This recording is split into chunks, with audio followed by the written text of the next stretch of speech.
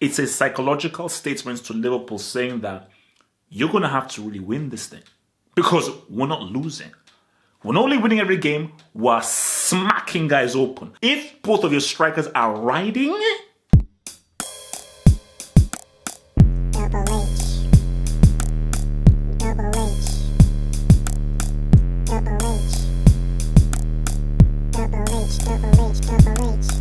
we ride again. We ride again. We are riding. We are riding. We are riding. Huge. The battle for the top four. I'm going to reach the table. So the battle for the top four Premier League title race. Guys, in case you were not aware, this is one of the most fascinating Premier League title race that we're ever going to have. So it's going to be huge. It's going to be massive. It's going to be absolutely freaking massive. Okay, that's why I add your boy. But this is called your boy. It's called your boy. It's called the ring of your boy. Psychology. That's the name of this preview. The name of this preview is called Psychology. If Man City beats Newcastle, they cut it down to 1 point. So if they beat Newcastle, Liverpool go into their game knowing that they will only be 1 point ahead. Saying if City beats Newcastle. Away from home, I expect City to get the job done. City are going into thug mode. So we say, whoa, double H. Can you feel free to explain what that means? I will, if you actually give me a flipping chance to explain myself. Thug mode is when everything clicks and you have that laser eye. Ferguson always went into thug mode around this time where very much they just went on like a 12-15 game winning run. Not only beating run, winning run. And I think for City, everyone is on point. Aguero, Jesus, Sane, Sterling, even Stones is ready. Fernandinho is doing his thing. Kevin's back. Kevin's back. We don't need to talk about Kevin because he's back. So I just feel that for Newcastle, as much as Benitez is doing as well as he can with a team that have an owner who is a guy who... Do you know Mike Ashley? I saw a video when I was working for my news company where he brought out words of cash. Words of cash like it was a politician on the table. So I just think for Newcastle, they have to go in here fully to defensive. They're going to make it very hard for Man City. And I think they have to hope that City don't really have their shooting guard on. They make them miss, and I think they have to pinpoint and isolate Sterling and Sane and make it very difficult for them. Because if Sane and Sterling are allowed the freedom to get on the ball, get into space, City's passing is on, and their passing finds men. They find men into space. Lights out. Like it's a complete shutdown. I do not feel that Newcastle will have the defensive wherewithal and solidity to, first of all, stop the quality of City. Because it's the quality of City, a team playing well and a team knowing that they're chasing. A team knowing that they're chasing a team that is playing pretty damn well and definitely is desperate of winning the trophy. And Pep knows that. I want that. And I think Pep wants to prove to people and prove to me that I can chase truthfully. Okay, I can chase successfully. So, with regards to this game, man, I'm looking at 3-0. I'm looking at a 3-0. I'm looking at a standard lubrication happening here. I don't see Newcastle getting a G. City are going to be very ruthless right now because I think what City are doing is not only winning games, they're trying to send a message to Liverpool.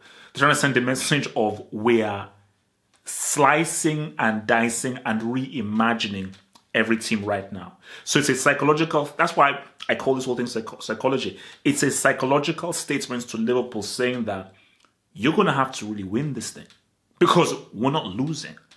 We're not only winning every game, we're smacking guys open. And by smacking guys open, we feel that will put even much more psychological pressure on you. Guys, it's real. It's real. This is about the EPL. It's about the EPL. It's changed. It's no longer the PL. It's called the EPL. United against Burnley. At home, coming off. By the way, guys, if I was told that Lingard moonwalked, I would have had a very different tone towards my post-match analysis. So again, next time, guys, inform me that Lingard freaking moonwalked. at the flipping Emirates, then I would have changed the tone of my post-match analysis.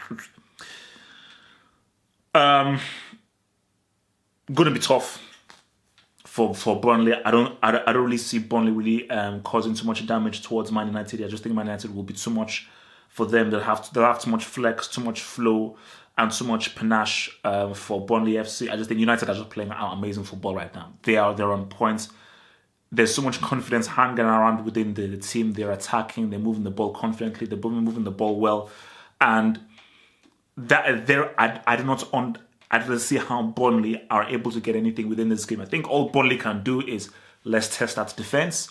Let's be brave when we have the ball. Let's get the ball out to our men as quickly as possible. Let's not spend too much time on the ball. Let's move the ball quickly and fast, get men out wide, and get crosses early into the box, and just keep getting those balls into the box as early as possible to try and hope for a knockdown, a good fashion. But with regards to defending the likes of a Rashford, Lingard, Pogba, and so forth, it's going to be very difficult. I'll speak to the Banter boys. Lingard for me is still tier 3. He's at the very top of tier 3. I don't think I can ever make him a tier 2 player. But Lingard is one of the most underrated players out there. He's very, very underrated because this guy, what he does and his role in the United team is very important. He plays a very important role in the United team. So I think with regards to that, Man United and Burnley,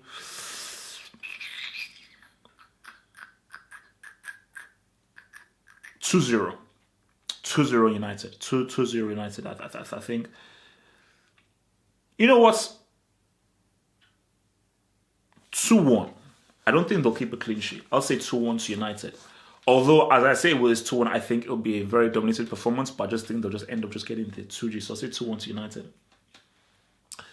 Arsenal against Cardiff City, man. A response is needed from what was obviously a very painful body blow of a defeat at the hands of their fierce rivals, Manchester United. And I think, Emery needs to figure out his lineup, and he needs to think long and hard about the positions that people play. Mustafi's a brick. We need to start there. I've not checked the academy record so far, but he's either a Class A brick or a scholar. If he's a Class A brick, he is doing really well to upgrade to being a scholar. And let me tell you right now, not many scholars leave the Brick Academy. I don't think there's ever been a scholar that has left the Brick Academy. Mustafi is a crap defender.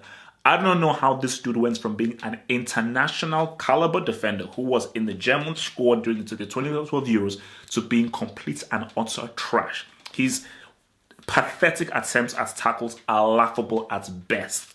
So, I keep saying this and I sound like a broken record, but maybe Emery will listen to me. Focus on the defense. Work on the defense. Work on defensive positioning. Because if you have defenders that are not very well drilled or not very well individually as defenders, you need to work even harder on them. Koscielny has to coach Mustafi to be better. The team, Torreira and so forth, the midfield has to work even harder to try and maybe defend as a team and offer more protection for the defense. Because this is a game that Arsenal should win. But it's a game in which if they waste chances, they don't take away their opportunities, they lose concentration, the momentum now swings towards Cardiff City.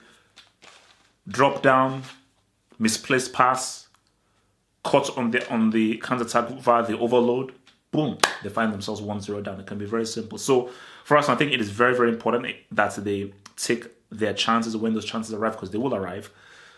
Aubameyang and Lacazette to play closer together. Keep the ball on the ground. Use 1-2s. Don't be so predictable. Go into the center, go out wide, play it short, play it long, move the ball around, take a lot more shots. It's be a lot more risky. Maybe go direct. Don't always go short. Iwobi, play him as a number 10.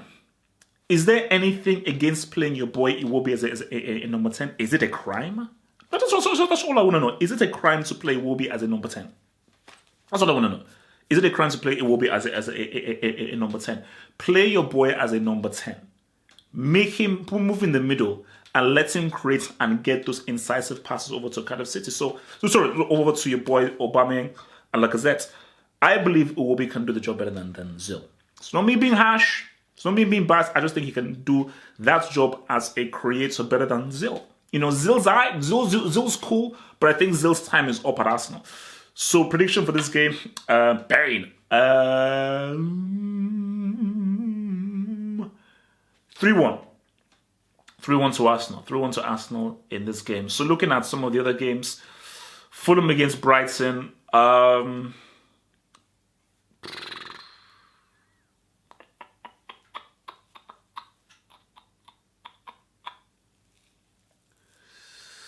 have to say 2-1 to Brighton. I think Brighton will get the away win.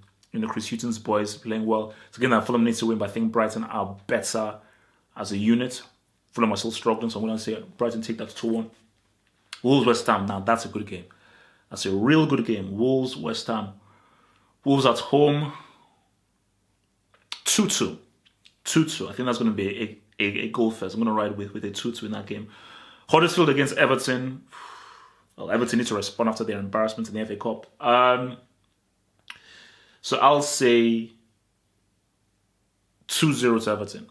2-0 Everton. Everton take that 2-0. So yeah, guys, watch my post-match analysis, you know, on the games. Gonna be tough because all the games are happening at the same time, but my focus will definitely be on the Newcastle Man City game, and perhaps just keeping an eye on what United and Burnley are doing. But I think the main game to watch has to be Newcastle Man City. But I was trying to also give my general views based on the footage I get watching the other games as well. So it is what it is. I expect City to get the job done.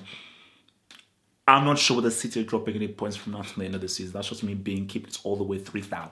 Keeping it all the way 3-0. I don't know. Because, look, if both of your strikers are riding... Thanks for watching the video. Now think about becoming a Football Hot patron by pledging an amount each month and then gain access to exclusive content only on the Football Hot Patron page. Peace. Head over to the official site at halffootballhot.com or just click over here.